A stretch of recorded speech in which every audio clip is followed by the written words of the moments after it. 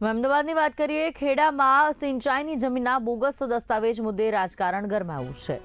જિલ્લા કોંગ્રેસ વિવાદ મેદાનમાં ઉતરી છે। જિલ્લા કોંગ્રેસ પ્રમુખ, મહિલા કોંગ્રેસ પ્રમુખ સહિતના કાર્યકરોએ આવેદનપત્ર આપ્યું છે। અમદાવાદ મામલતદાર કચેરીમાં આવેદનપત્ર રજૂ કરવામાં આવ્યું છે। જમીન વેચાણ મામલે 8 વ્યક્તિ સામે પોલીસ ફરિયાદ નોંધાઈ છે। આરોપીઓને જેલ હવાલે કરવાની કોંગ્રેસે માંગ કરી છે, તો એન્ટ્રીઓ મંજૂર કરનાર સરકારી કર્મચારીઓ સામે પણ ફરિયાદ કરવાની માંગ ઉઠી છે।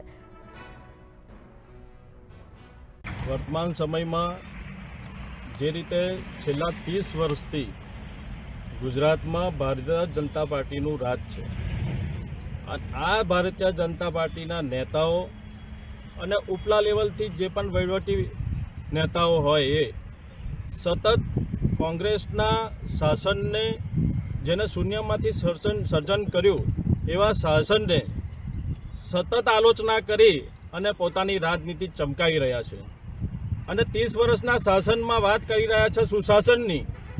સુશાસનના વાત માટે અલગ અલગ નગરપાલિકા લેવલે, ગ્રામ્ય લેવલે જઈ સુશાસનના રથ લઈને ફરે છે।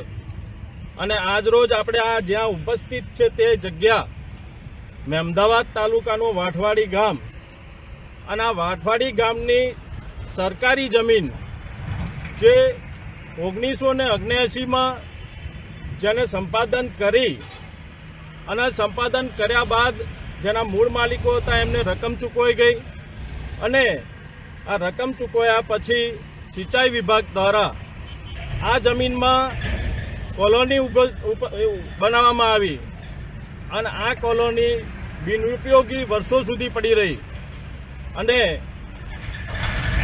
સંપાદન થયા પછી જે દુરસ્તી થવી જોઈએ અને નકલમાં ટ્રાન્સફર થવું જોઈએ એ થયું નહીં।